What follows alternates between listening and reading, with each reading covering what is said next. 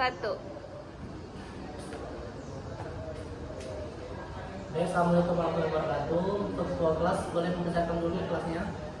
Semua siap. Salam. Assalamualaikum warahmatullahi wabarakatuh. Waalaikumsalam warahmatullahi wabarakatuh. Ini untuk kelas 8A ya. Ya, Pak. Sebelumnya kita absen dulu. Indri Kurniasari, Hadir. Bibi Pianjeli, Hadir, Pak. Penny, Hadir, Pak. Anggia. Hadir, Pak. Berarti untuk kelas 8-nya dari semua ya. Nah, sebelum kita mulai belajar, Bapak ingin ngasih dulu kebersihan kelas. Karena kita tahu kalau kebersihan kelas adalah sebagian dari iman. Jika kalian kelasnya bersih, maka kalian akan belajar secara nyaman. Indri tolong dibersihkan sampah di bawahnya ya. Iya, Pak. Baiklah, sekarang coba anak-anak buka pada halaman 14 bab 2. Sekarang kita masuk pembelajaran baru yaitu tentang bidang Cartesius. Nah, sebelum kita masuk bidang Cartesius, di sini akan Bapak menjelaskan dulu mengenai pengertian dari koordinat Cartesius. Jadi, pengertian koordinat Cartesius itu adalah sistem koordinasi yang memuat angka-angka tertentu di setiap bidangnya ditulis dalam bentuk X, Y. Maksudnya, koordinat Cartesius adalah suatu dua garis yang bersifat vertikal dan horizontal yang memiliki sumbu X dan sumbu Y. Lalu tentang sistem koordinasi Cartesius ini, yang pertama ada garis sejajar. Yang dimaksudkan adalah suatu garis dikatakan sejajar jika keduanya tidak akan pernah bertemu ujung dan pangkalnya. Hal itu karena kedua garis memiliki gradien yang sama. Contoh garis sejajar adalah garis L dan N. Lalu yang kedua yaitu garis tegak lurus berpotongan. Maksudnya dua garis dikatakan tegak lurus jika keduanya saling berpotongan di suatu titik dan membentuk sudut 90 derajat. Garis yang saling tegak lurus adalah garis K dan N serta garis K dan sumbu X. Lalu yang ketiga yaitu garis memotong. Dua garis dikatakan memotong jika keduanya berpotongan di suatu titik. Garis yang saling berpotongan adalah garis M dan L serta garis M terhadap sumbu X dan Y. Titik potongan tersebut menunjukkan titik koordinat Cartesius. Nah, ini adalah gambar koordinat Cartesius yang Bapak tadikan. Untuk lebih mempermudahnya, Bapak akan sedikit jelaskan untuk tulis angka-angkanya. Untuk nilai X pertama itu nilai positif dengan angka 1, 2, 3, 4, 5, dan 6. Untuk di sebelah kiri tentu dia bernilai negatif. Jadi min 1, min 2, min 3, min 4, min 5, dan min 6. Lalu untuk sumbu X-nya, di mana untuk sumbu positif? Itu ada di atas. 1, 2, 3, 4, 5, dan 6. Lalu yang di bawah bernilai negatif. Min 1, min 2, min 3, min 4, min 5, dan min 6. Nah, sekarang Bapak mau tanya nih, di mana sumbu dari koordinat Cartesius ini? Jadi titik koordinat itu adalah titik yang di sini, yang berambit. Jadi dinamakan titik pusat dari titik koordinat Cartesius. Nah, di sini kan ada namanya garis L, garis K, dan garis M. Untuk penjelasan tadi, masalah garis sejajar, yaitu suatu dikatakan sejajar jika keduanya tidak akan pernah bertemu ujung dan pangkalnya. Hal itu garis memiliki gradien yang sama. Contoh garis sejajar adalah garis L dan N. Ini kita lihat, garis L dan garis N adalah garis vertikal yang sejajar. Nih, untuk garis L dan garis N. Lalu yang kedua itu tentang garis tegak lurus yang berpotongan itu pada garis K.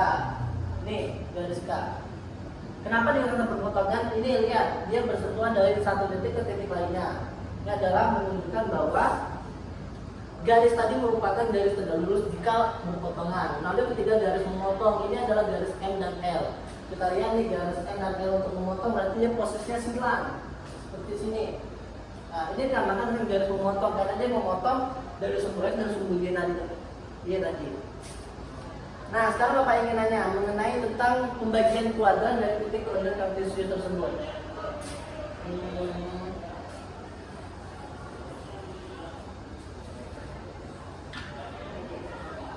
Nah, sekarang Bapak mau tanya, untuk kuadran satu itu di bagian mana? Atau gini dulu, koordinat Cartesius ini terbagi menjadi berapa kuadran?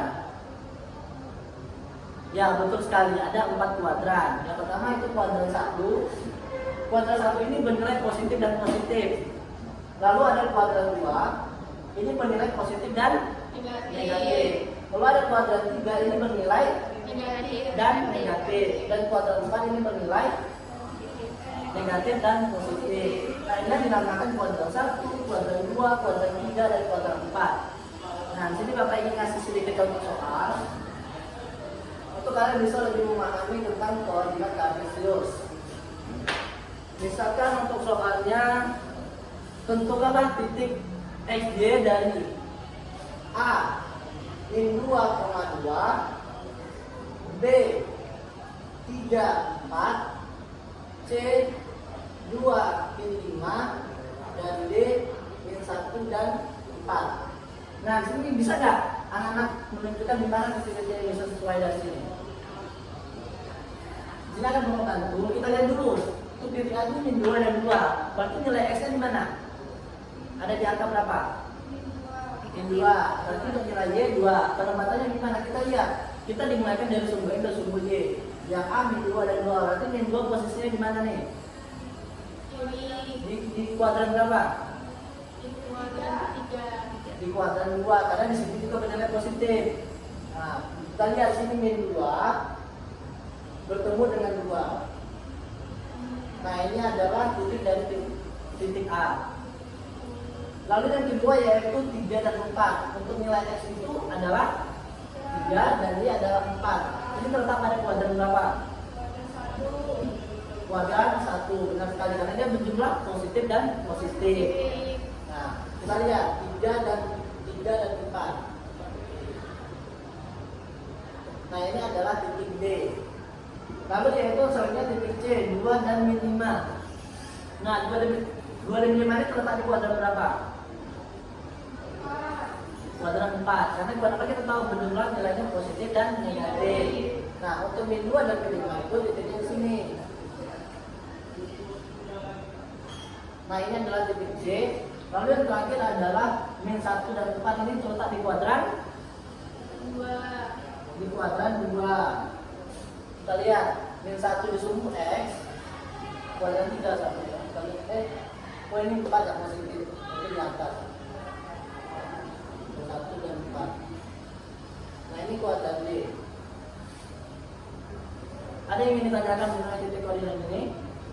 Nggak ada, Pak. Nanti sudah paham bagaimana penempatan dari titik koordinat kartesius tadi.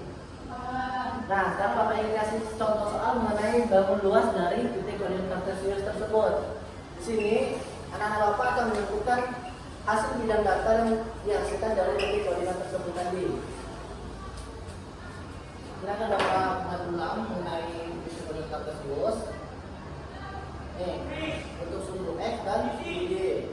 Kita buat sini 1, 2, 3, 4, 5. Min 1, min 2, min 3, min 4, min 5.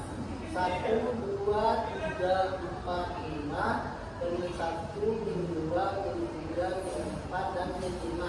Nah, kalau bisa tentukan titiknya saya memasukkan suatu bilangan persegi. Jadi kita lihat dulu, kita soal dulu yang pertama. Itu bernilai 3 dan 3. Nah, di sini terletak di pada kuadran 1, karena dia berjumlah positif dan positif. Ini 3 dari sumbu X dan sumbu Y. Ini adalah titik A. Lalu kita masuk lagi ke bagian Y, soalnya itu dari min 3 dan 3. Ini bernilai kuadran kedua. Min 3 di sumbu X dan 3 di sumbu Y.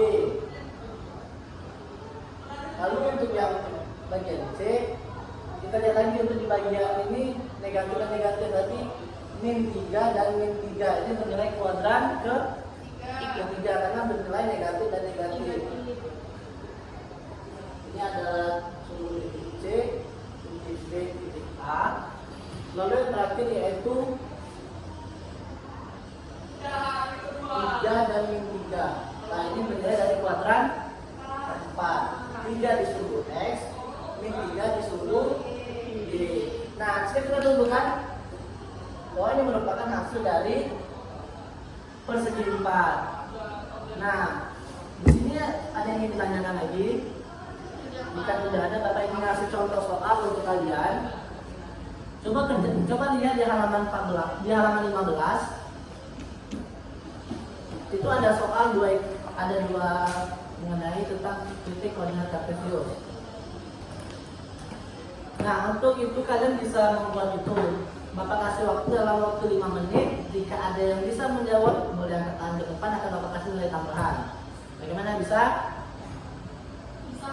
Oke, sekarang Bapak kasih coba waktu 5 menit. Kebanyakan dari sekarang. Ayo dimulai.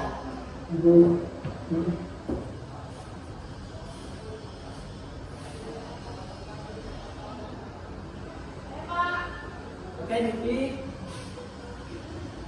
Sekarang coba Niki jawab pertanyaan ini. Nanti akan Bapak bantu ya.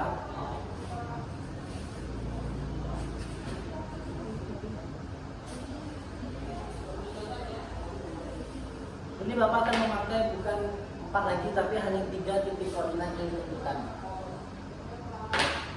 Yang A 0 dan 4. Yang B min 4 dan min 4. Dan yang C 4 dan min 4. Tadi Pipi bisa menjawab tadi ini kan, yang soal buku tadi. Nah, coba Pipi jelaskan, untuk 0,4 itu terletak di titik mana nih? Bukan di kuadran 1, karena yang bilang di titik pusat, maka masukkan di titik pusat. 0,4 di sini. Ini adalah titik dari A. Lalu yang B min 4 dan min 4 itu terletak di kuadran ke? Kenapa kuadran ketiga? Lebih tepatnya ini negatif dan negatif itu terletak di kuadran 3. Itu lebih mudahnya. Kita lihat nih, min 4 di sudut X dan min 4 di sudut Y. Lalu selanjutnya tentang 4 dan min 4 itu ada di kuadran ke 4. Berarti di sini ya. Nah, dia kasihkan suatu bangun datar apa nih? Kita sambungkan dulu. B nih. Kita masukkan segitiga.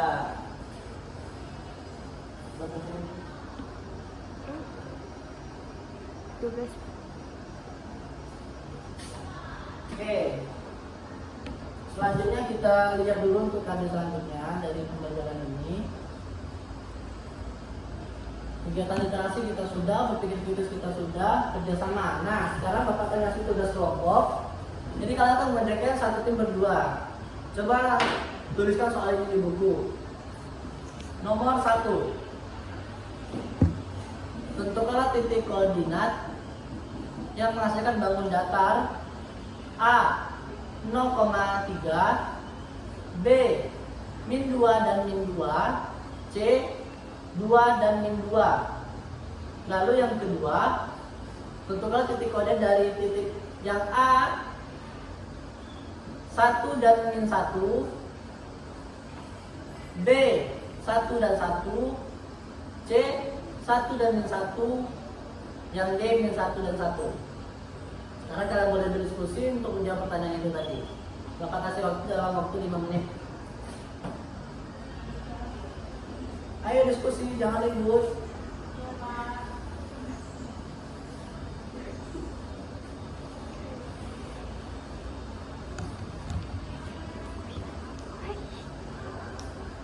Sudah, Pak. Nah, ya. Boleh coba sekarang dikumpul dulu jawabannya ke depan. Apa yang diperiksa dulu? Untuk ketua kelasnya boleh mengambil buku semuanya.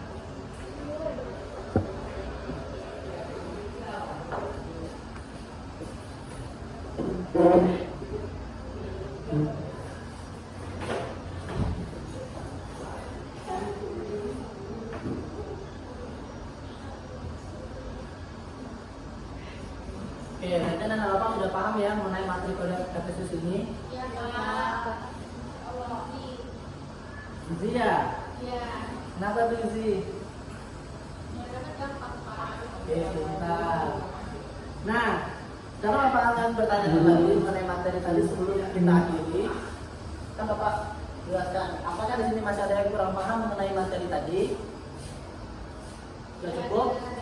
Berarti kalian sudah mampu memahami tentang bidang kartesius ini. Baiklah, jika tidak ada lagi, mungkin Bapak akan kasih tugas untuk kalian. Ini dikumpulkan minggu depan. Kalian harus mengerjakan di buku mini militer. Tahu kan buku kotak-kotak kecil itu?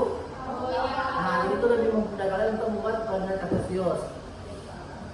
Soalnya kan Bapak kirim melalui HP, kalian kumpulkan dalam waktu 1 minggu. Ya, 1 minggu aja, usah banyak-banyak.